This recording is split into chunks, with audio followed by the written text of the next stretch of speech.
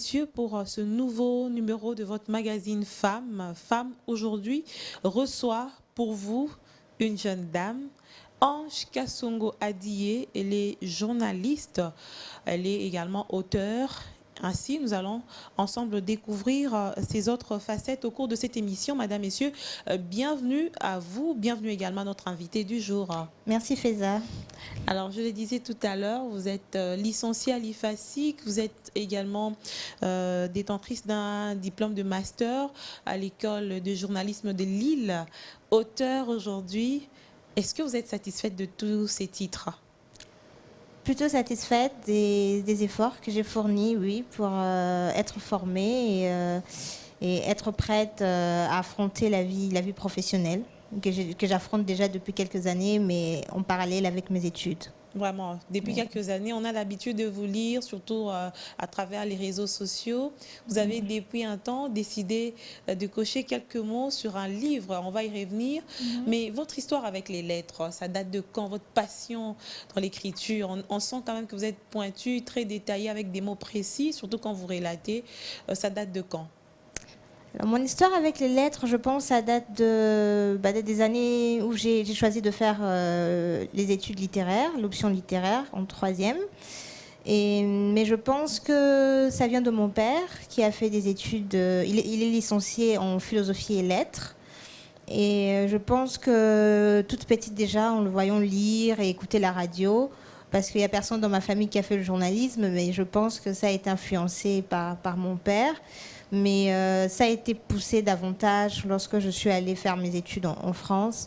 Et j'avais rencontré une dame, une journaliste aussi, qui elle aussi aime beaucoup écrire et lire.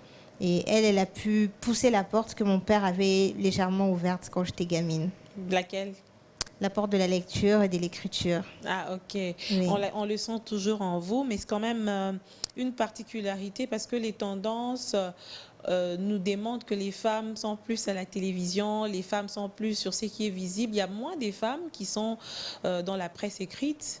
Mais vous en faites une exception. Est-ce que vous pouvez donner aussi ce goût-là à peut-être des jeunes filles qui sont à l'IFASIC, de pouvoir aussi faire la même chose si elles ont du talent?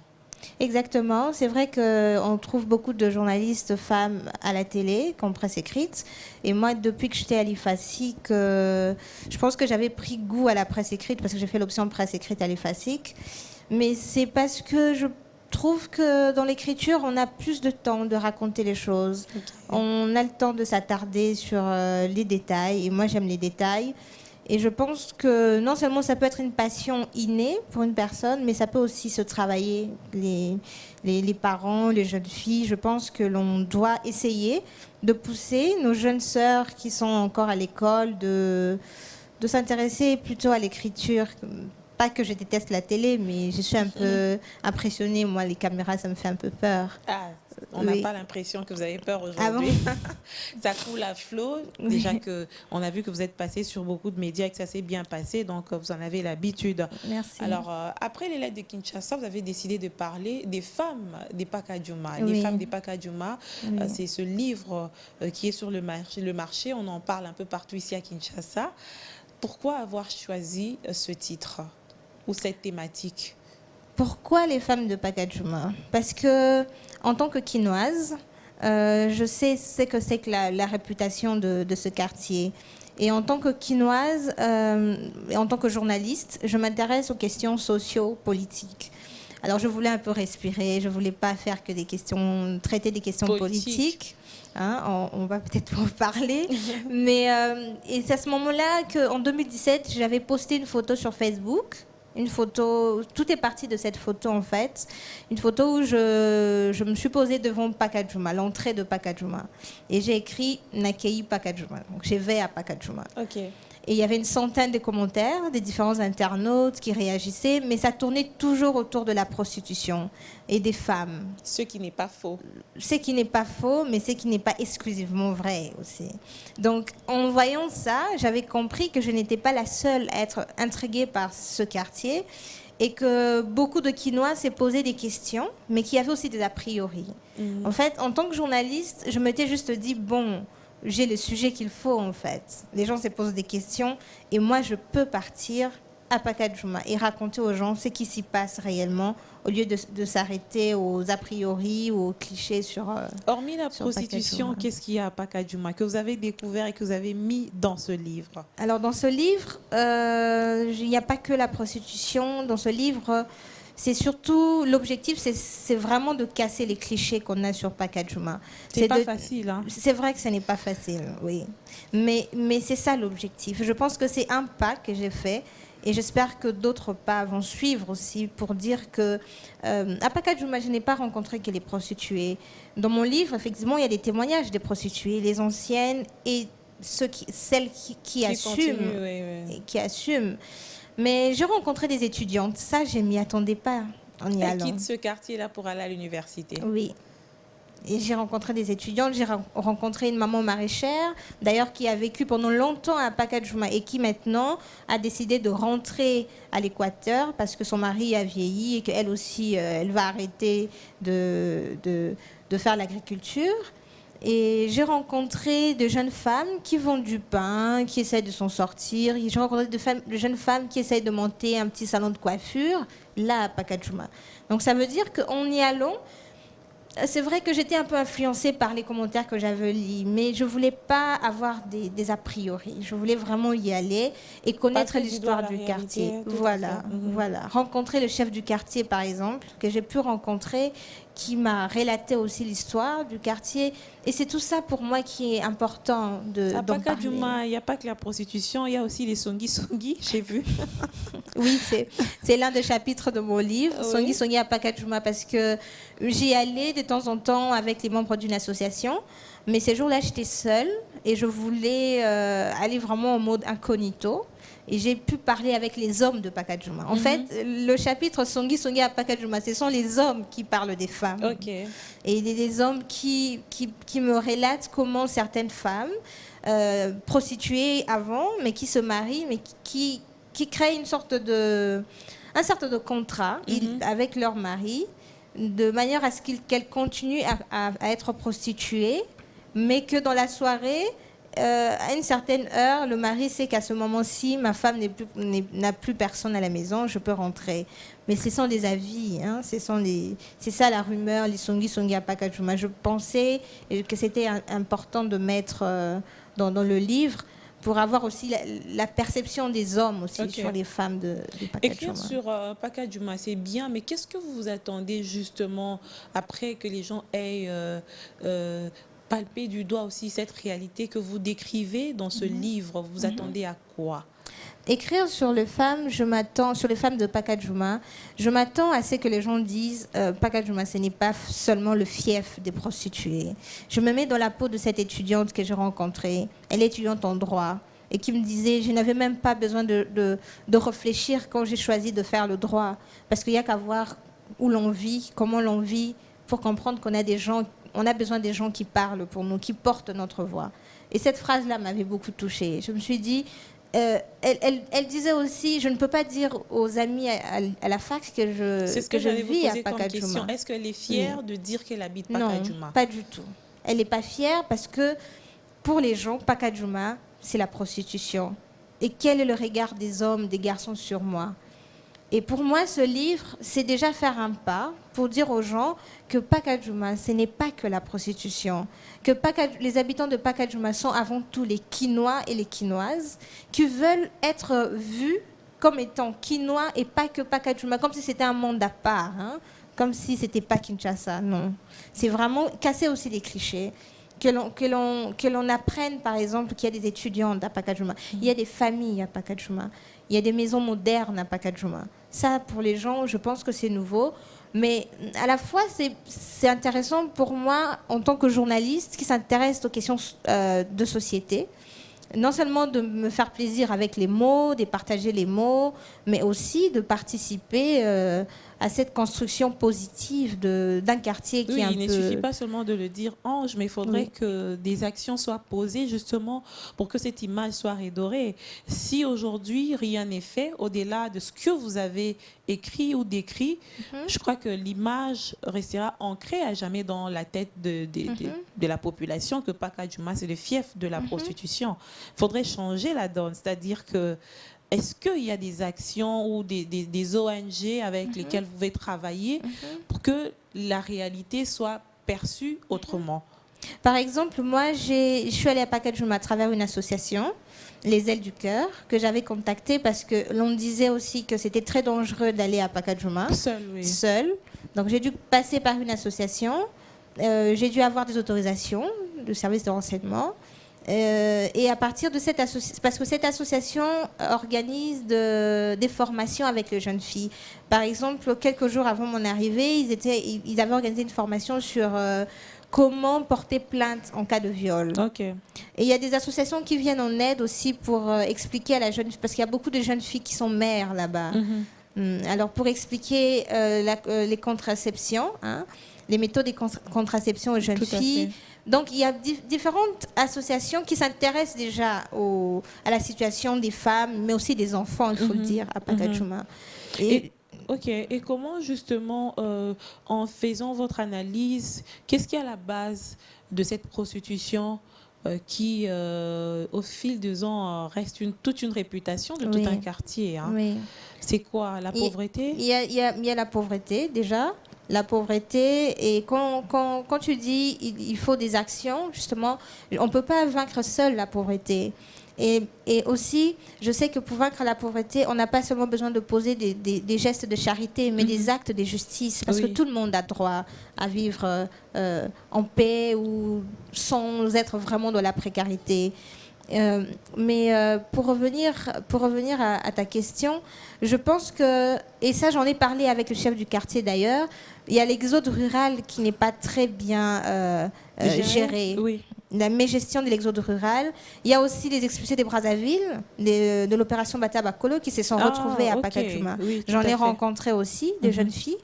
Hein. Donc il y a l'exode rural, il y a des jeunes qui viennent de l'Équateur, des jeunes femmes qui viennent s'installer. Et puis, il y a le désordre qui s'installe avec la police, parce que c'est la police qui est censée organiser comment les petites maisonnettes là, sont installées. Mais si la police, pour quelques billets de francs congolais, n'arrive pas à bien organiser les choses ou se laisse corrompre pour donner des places à certaines personnes qui n'ont pas le droit d'être là, bah, c'est tout ça qu'il faut organiser. La police, l'exode rural, et puis tous ces gens, les refoulés qui n'ont pas trouvé des places ailleurs et qui se retrouvent à Pacadjouma. Donc il y a la pauvreté et la précarité. Et je pense que certaines filles se sont adonnées facilement à la prostitution. À la prostitution, tout à fait.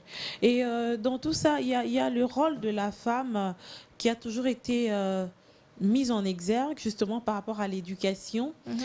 La plus belle femme ne donne que ce qu'elle a, dit-on. Exactement. Et je crois que... Est-ce que vous pensez que la femme de Pacadjouma joue un rôle pour que les enfants qui sont nés dans cet environnement-là ne vivent pas ce qu'elles ont vécu? Ça dépend des femmes et ça dépend de ce que font ces femmes-là. Dans mon livre, il y a le témoignage d'une jeune femme que j'ai rencontrée qui est prostituée, mais qui ne se prostitue pas à Pacadjouma. Elle va se prostituer sur la place Victoire. D'abord, elle dit que là-bas, elle gagne plus qu'à Pacadjouma. Mais aussi parce que... normal. Oui. Et aussi parce qu'elle a 4 enfants déjà. Et elle dit qu'elle peut pas, elle ne veut pas que ses enfants soient au courant de ce qu'elle fait. Donc ça veut dire, elle sait que elle est consciente que ce qu'elle fait c'est mal, et elle veut pas que ses enfants apprennent, que ses enfants fassent la même chose. Donc du coup elle va le faire loin. Donc ça peut-être c'est une sorte de conscience ou d'éducation qu'elle veut donner à ses enfants. Après, je pense qu'il y a aussi un rôle à jouer, que ce soit avec le chef du quartier ou les autorités locales déjà. Parce que si l'on remonte à l'histoire de Pacadjouma, selon l'histoire que le chef du quartier m'a racontée, c'est parti d'un salongo spécial organisé par l'ancien gouverneur Bossé Kota, oui, à l'époque. Parce qu'il voulait justement que l'on nettoie sociologiquement le quartier. À l'époque, c'était inhabité, mais les voyous venaient s'installer, c'était comme une petite forêt, et les gens venaient s'installer pour voler, pour faire des crimes. Et du coup, en organisant le salongo spécial, ça avait permis non seulement les nettoyages sociologiques, mais aussi de vider l'espace avec la forêt. Et c'est à partir de ce moment-là que certaines les gens personnes... commencent à s'installer. Voilà, les gens ont commencé à s'installer. Donc ça veut dire qu'il était interpellé parce qu'il apprenait par la presse que Pacajuma devenait dangereux.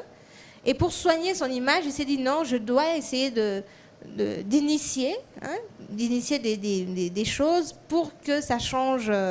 Donc aujourd'hui, c'est la même chose. Les autorités locales peuvent aussi penser que ce soit le gouverneur le chef de la commune de Limité, par exemple, parce que Oui, c'est dans la commune de Limité. Pacajuma, c'est un quartier dans la commune de Limité. C'est possible de réfléchir, qu'est-ce qu'on peut faire? Tout à fait. L'idéal, c'est de pouvoir justement épargner les générations à venir à ce mauvais cliché qui, du reste, il regorge une certaine part de vérité. Mais Ange Kassongadi, aujourd'hui, vous avez écrit, n'y a-t-il pas un fossé entre ce que vous avez, en fait, les lettres, ce que vous avez mis ici, les lettres, et ces femmes qui sont à Pacajuma, sont-elles au courant que vous avez écrit quelque chose? Est-ce qu'elles ont pris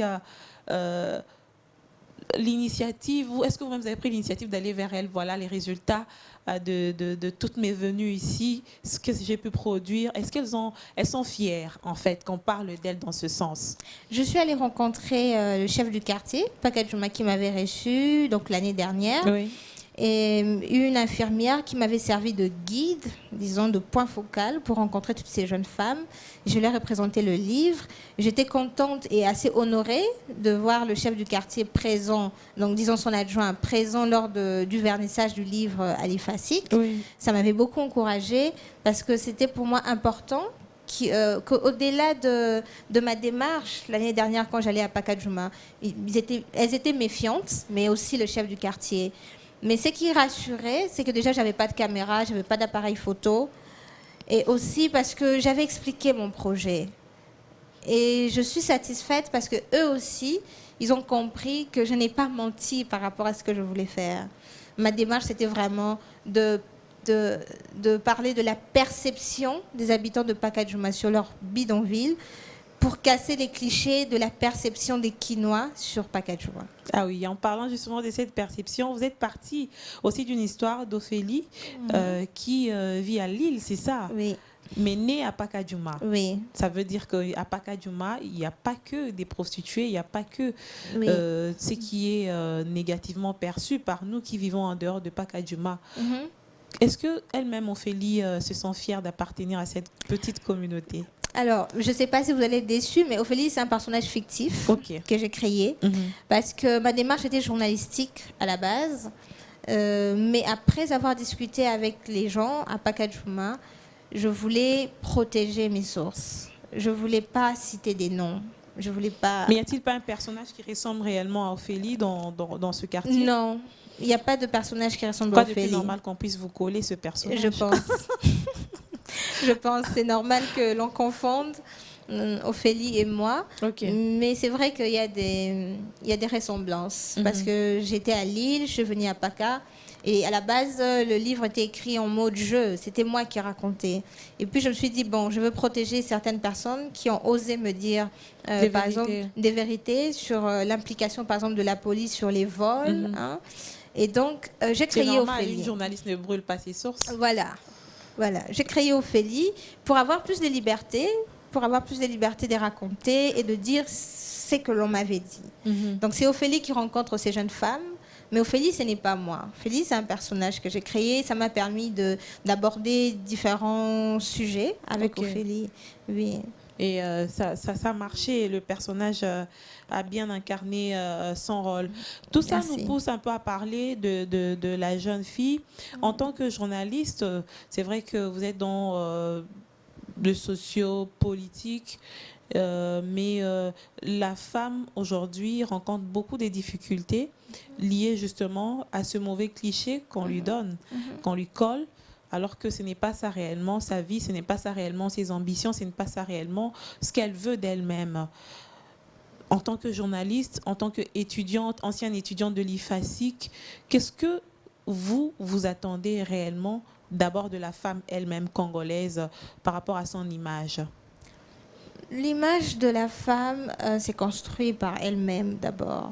Tant que l'on est sûr ou conscient de qui l'on est, ça permet d'être forte quand le vent ou les rumeurs nous parviennent ou se trament sur nous. On vit ça surtout les journalistes. Telle journaliste, si elle est là, c'est grâce, même pas les journalistes, même la femme dans la société. On veut chercher des prétextes ou des raisons pour justifier, oui, elle est là grâce à ça. Mais nous, les femmes, tant que l'on est consciente que, d'abord, il faut se former. Il faut se former. C'est ce qui est plus important. C'est très important. La jeune fille doit se former pour être compétitive.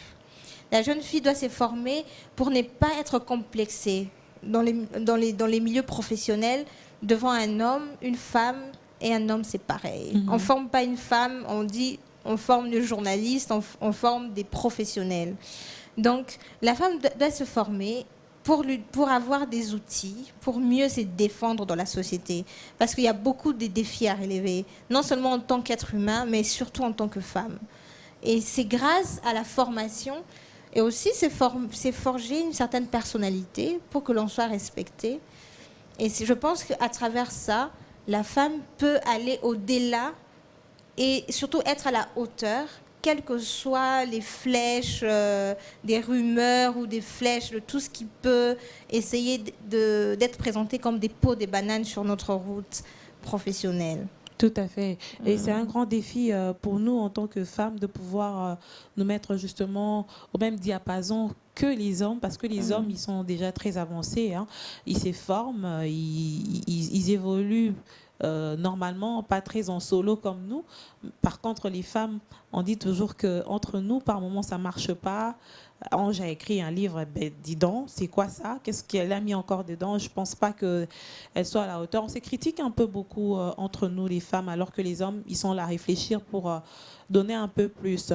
Et en parlant justement de la femme congolaise, on nous reproche de ne pas beaucoup lire.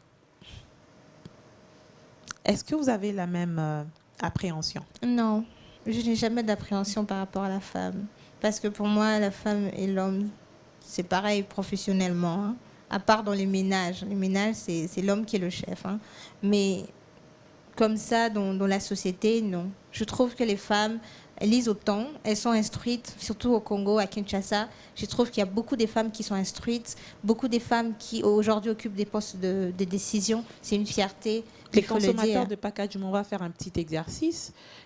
Qui ont le plus acheté ou qui se sont le plus procuré ce livre, les femmes ou les hommes? Vous avez une estimation? Non, je n'ai pas d'estimation, malheureusement. J'aurais bien aimé. Mais je pense que beaucoup de femmes, j'ai vu beaucoup de femmes au vernissage du livre. Oui, j'allais aussi le dire. Oui, il y avait beaucoup de femmes au vernissage du livre. Et je pense que les femmes m'ont soutenue, surtout Ali Fassik et quelques-unes de journalistes aussi. J'ai senti vraiment qu'elles étaient fières de dire « Ah ben voilà, enfin... » J'ai vu même quelqu'un dire « Oh, mais les journalistes femmes au Congo n'écrivent pas souvent, c'est bien, c'est encourageant. » Et je pense que je ne suis pas la première ni la dernière à le faire.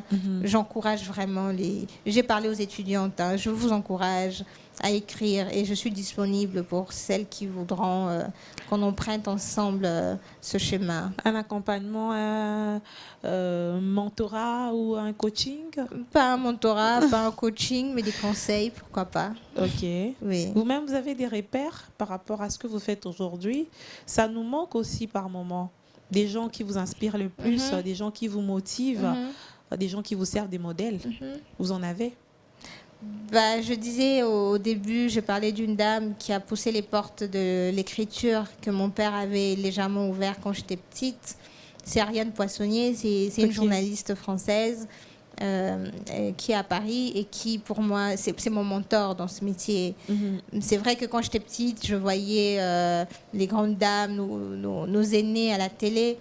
Mes repères au Congo, c'était des femmes de télé. C'était Marie-Ange Mochebekwa, c'était Chantal Kanyembo.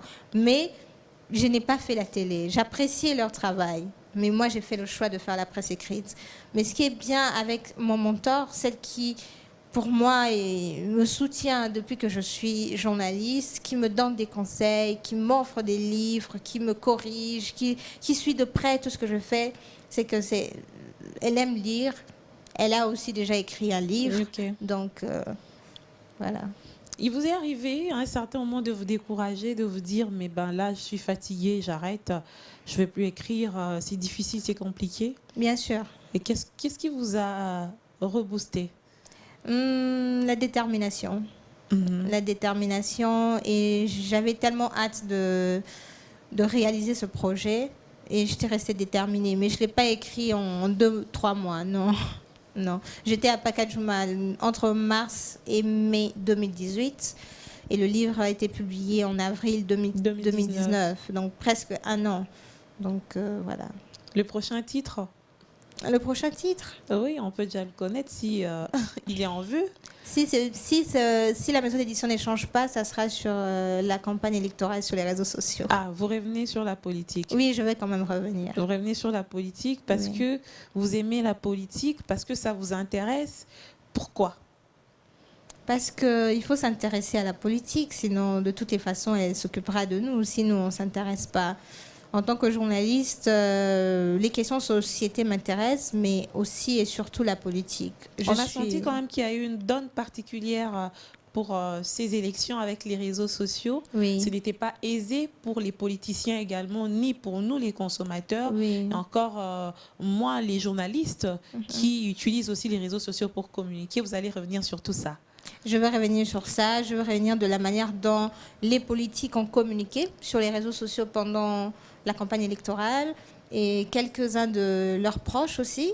Et pas vraiment les journalistes, mais je reste vraiment sur les 3 principaux candidats à la présidentielle. Je ne veux pas trop m'étaler là-dessus, mais c'est déjà en édition, j'ai déjà fini de l'écrire. Et je pense que c'était la première fois, en tout cas, les élections en 2011, il y avait moins d'engouement sur les réseaux sociaux. Oui. Cette année, enfin disons l'année dernière, il y avait vraiment la présence, les gens s'exprimaient. Donc les manifestations qui étaient interdites dans les rues de Kinshasa, les gens avaient la liberté d'écrire sur les réseaux sociaux. Donc au point d'en abuser aussi. Oui, d'en abuser, oui, c'est vrai. Donc c'était vraiment the place to be pendant la campagne électorale. Et moi, j'ai trouvé que c'était intéressant d'exploiter ça. Je pense que ça va faire réfléchir aussi à beaucoup d'entre nous, je vais généraliser, sur comment l'on communique sur les réseaux sociaux. L'apport justement de ces réseaux sociaux dans le journalisme, c'est quand même un couteau à double tranchant. De la même manière qu'on est informé rapidement, de la même manière il y a des fake news. Ça c'est vraiment une question générique que je vous pose en tant que journaliste. Qu'est-ce que vous conseillez à ceux qui utilisent les réseaux sociaux en tant que journaliste justement, comment s'y prendre? Bon, en tant que journaliste sur les réseaux sociaux, c'est vrai que ça dépend. Des fois, on est journaliste chroniqueur. On ne peut pas s'empêcher de ne pas commenter l'actualité. Mais je pense qu'on peut éviter déjà des fake news. Je vois que sur les réseaux sociaux, beaucoup de gens font du copier-coller sans vérifier l'information, sans être sûr que cette info est vraie. Les journalistes, ça arrive. Ça discrédite. Ça discrédite, voilà. D'autres personnes, oui. Tout à fait. C'est pas très intéressant en tant que journaliste. Moi, le factuel, à un moment, ça me fatigue parce que ça devient comme une série télévisée. Par exemple, Moïse Katumbi arrive à Lubumbashi, X a réagi par rapport à cette arrivée, Y a... Moi, j'aime prendre du recul. Oui. Et ensuite, faire des analyses un peu plus profondes. Voilà, mais ça aussi, ça dérange parce que les analyses, c'est subjectif. Les analyses, c'est la vie d'une personne. Il faut les respecter.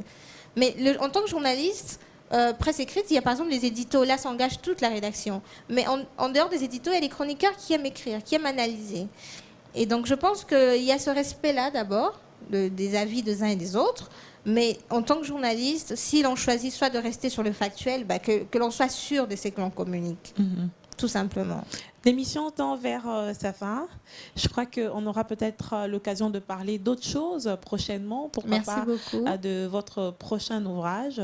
Si il vous faille dire un mot pour clôturer, qu'est-ce que vous allez dire à tous ceux qui nous ont suivis? Je vous remercie déjà. Je te remercie, Faiza, je te tutoie parce que tu es une amie. Merci. Je te remercie de ce soutien, de me recevoir à ton émission.